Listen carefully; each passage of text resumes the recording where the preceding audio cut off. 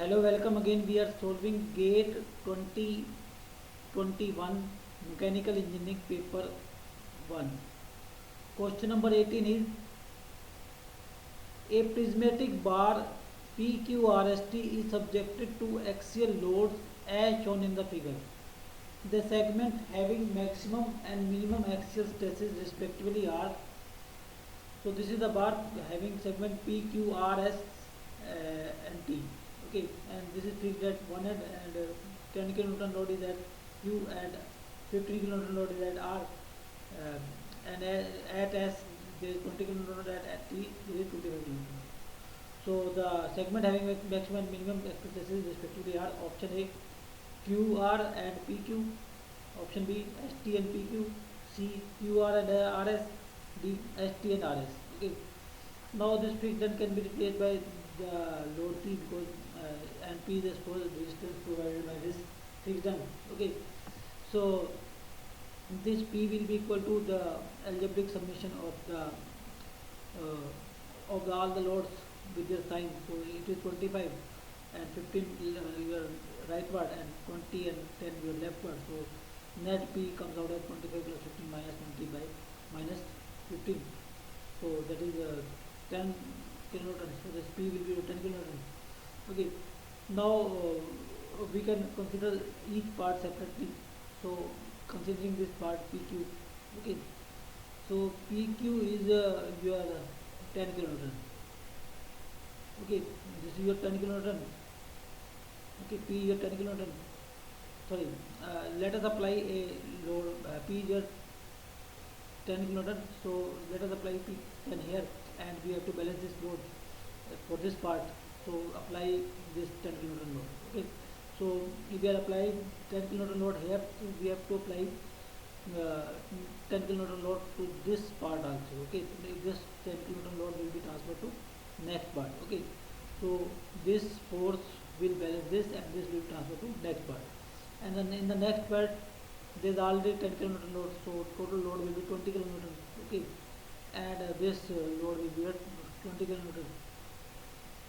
Okay. So this will be equal to this load has to be applied here also. So this is a 20 kilonewton, and this is also a 20 kilonewton. Okay. Equal and opposite load. So this 20 kilonewton load will be transferred to next part. So this is 20, this is 15. So this is your 5, and this is your 5. So we have to apply again 5 here to balance this. Okay. So this 5 will transfer to next part. So this will be 25, this will be 25. Okay. So now the minimum load is at RS, and maximum load is at ST. That is 25, and minimum is 5. So maximum and minimum axial stresses are at ST, and RS. Option D is the right one. Next, the shear stress distribution on the cross section of the coil bar in a helical compression spring is shown in the figure. The shear stress distribution represents, this is the shear stress distribution shown. Okay. Option A, direct shear stress in the coil wire cross section. B, torsional shear stress in the coil wire cross section. C, combined shear and torsional shear stress in the coil wire cross section. And D, combined direct shear and torsional shear stress along with the effect of stress concentration at the inside edge of the coil wire cross section. Okay. So when a bar is subjected to pure torque, then the shear stress distribution is like that, with zero shear stress at center and maximum at ends, then opposite in sign on both ends. Okay. Now when the when the direct shear stress is applied on a shaft, then the shear stress distribution is uniform throughout. Okay. So here the shear stress distribution is linear, here it is uniform. So at center there will be some shear stress due to this. Okay. So the center will shift, as this is your negative shear stress. So center will shift, so the zero shear stress points will shift towards right. Okay. So this is your zero shear stress point when the pure shear is applied, or when the pure torsion is applied. So and now this is shifting from this point, okay, to this point. So it is a case of torsional shear stress as well as direct shear stress. So answer is your combined direct shear stress and torsional shear stress in the coil work section. Okay. So this will be like that. The combined torsional and direct shear stress. Next, Robot Limited wishes to maintain enough safety stock during the lead time period between starting a new production run and its completion, such that the probability of satisfying the customer demand during the lead time is 95%.